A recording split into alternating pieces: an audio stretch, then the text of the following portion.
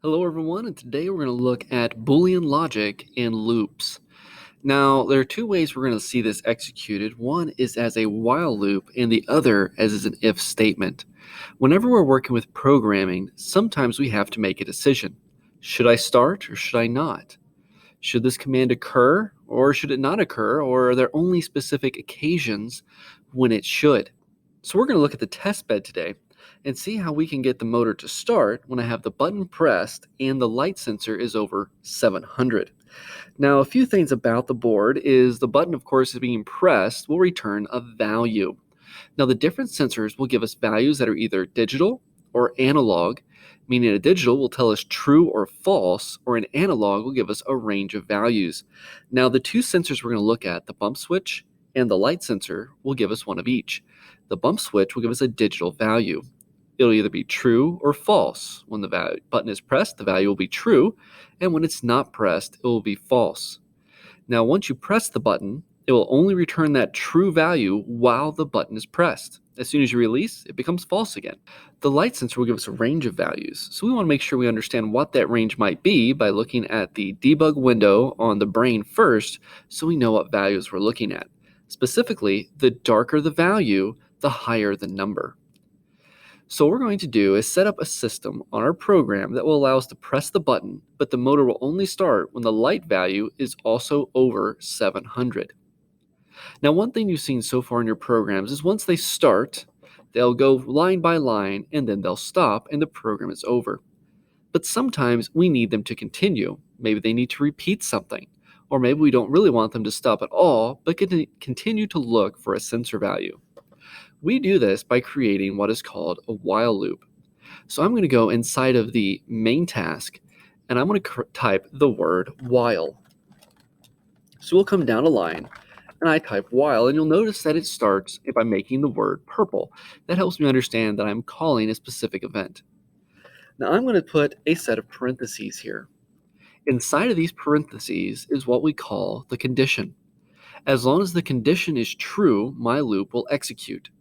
Now the loop will include anything between a set of curly brackets. So if I take my motor code here, I'm going to put it between those curly brackets. That way they'll be inside of the loop. Good programming form tells me that I will indent everything inside of the loop. So first, I'm going to indent the while loop and the curly brackets so that they line up. Next, I'm going to indent the motor lines further inside so that they line up inside of the loop, and we can clearly identify that they're part of the loop. Now my condition. I only want the motor to run when the button is pressed. So I'm going to type in bumper B dot value. And I want to put an opening closing parenthesis because it's going to return whatever value it receives. Well, what this loop says is while bumper.value is true, the loop will execute. But there's a problem. Once I start the program, the code will immediately check for the bumper value, and if it's not pressed, it'll simply exit the loop and not continue. So I can create what's called an infinite loop. An infinite loop should only be created whenever what's executing is okay to execute continually. So what I'm going to do is instead of having bumper value, I'm going to type in 1 is equal to 1. Notice that I'm using two equal signs and not one. Two equal signs establishes equivalency. We'll talk about what a single equal sign does later. So while 1 is equal to 1, this loop will execute. Well, in this scenario, the loop will always execute since 1 is always equal to 1. So now I go down into the code and I want to establish a condition for when the motors will start. I'm going to start with just a simple condition to start them with the bump switch. I'm going to go down a line and I'm going to type in the word if. If is asking a question, and again it's asking if it's true or if it's false. In my parentheses, I'm going to put the condition bumper B dot value, and I'll put that opening closing parenthesis again. So if bumper dot B dot value is true, well, if it's pressed, that statement will tell us it's true. If it's not, it's false. So if it's true, and then I'm going to come down a line and add in my curly bracket. Again, I want to indent this one line in. So if it's true, the motor will continue. But now, at this point, I'm going to put it in my closing curly bracket. So if it's true, bumper B will start the motor, then it's going to wait 2 seconds, and then it'll stop. Well, according to my code, it checks to see if the value is pressed. If it's true, it starts the motor, it waits 2 seconds, and then stops the motor. But what if I want the motor to keep spinning as long as that value is true? Well, what if the condition for if is something other than the if? I want to type else. Again, I'll use an opening curly bracket. I'm going to tab motor 1 over for the stop, and then I'm going to close that section of the code. So while 1 equals 1, so since 1 always equals 1, our code will always execute.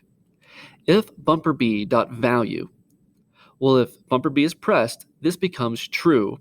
And if it's true, we execute the first part of the code, so the motor will turn on. Now at this point, since this condition has been met, the code will skip the else. It doesn't need to check it. It's already made its decision. The value is true, so we go back up to the top of the loop. It checks again.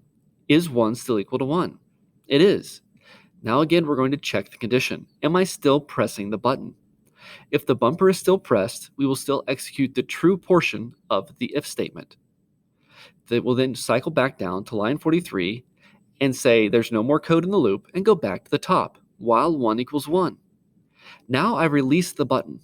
If I release the button, bumper B.value will return a value of false.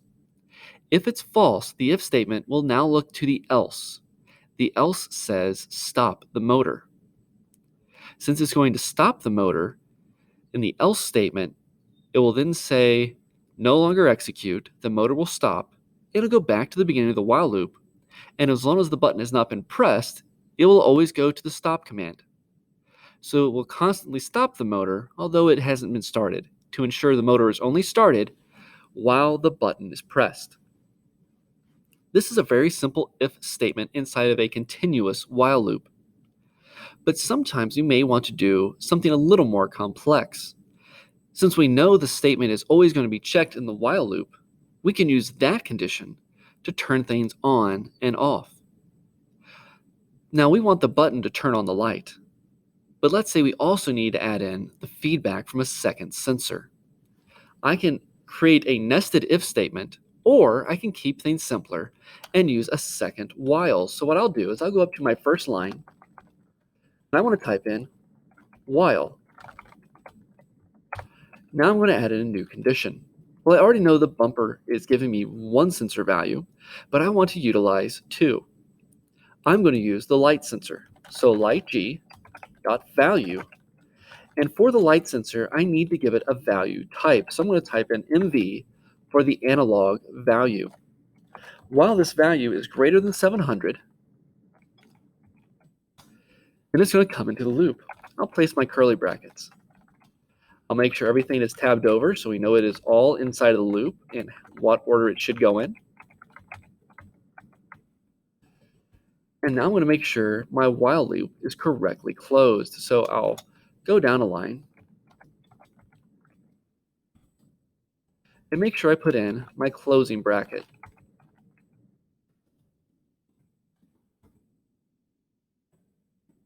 I want to check to make sure all of my brackets are lined up and I get rid of any extra lines. Now we've changed the condition slightly. This while loop will consistently execute as long as we see this condition is true, which is what we want to happen. Now here, this loop will only execute when that light value is over 700.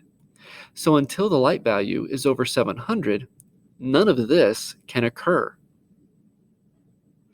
So if its value is 600, we'll constantly come to the top of this loop, check the condition, but if it's under 700, it's going to ignore the if statement. Once that value does become greater than 700, then the if statement we looked at before will continue to execute. It does say that it could be a fix here. We'll adjust if we need to. This is one way to write this code. But there's another way that we could simplify this and eliminate some of the pieces. We have two statements here, and an else. There's a way to write the while loop so that it looks at two conditions instead of one. Here we know that the light value and the bumper both have to return the correct values in order for the motor to start. Once those values are no longer correct, the motor should stop. So instead of just doing the while loop, we're going to use a dual condition loop. We're going to take the same condition here, and we're going to move it to the while loop. Now instead of the if-else, we have a singular condition. So that if this loop is not correct, the motor should stop.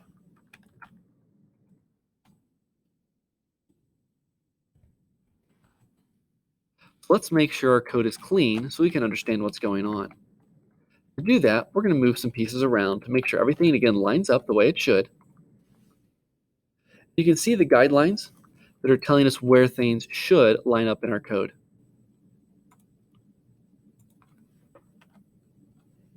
And we learned that this bracket is no longer necessary. So now let's look at what the simpler code will be able to do. While 1 equals 1, this condition is always true, so all things in this loop will continually execute as long as the brain is powered on.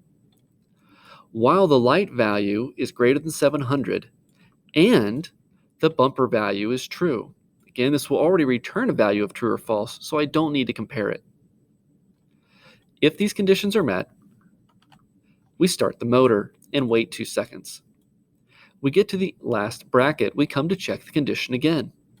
Is the light value still greater than 700 and is the bumper still pressed? If the condition is still true, we stay within the loop. Once these conditions are false, or only one condition is false, perhaps the light value is still greater than 700, but the bumper is no longer pressed. Both must be true now to execute the while loop. So that if one becomes false, the entire statement is false. That is what the double ampersand allows us to do. It allows us to say if both conditions are true, then execute the loop. But if one is not, then do not execute. So once that light value drops below 700 or the bumper is no longer pressed, we will drop out of the loop and go to the next statement. That's where the motor will stop. This has been a look at while loops, if statements, and dual condition loops.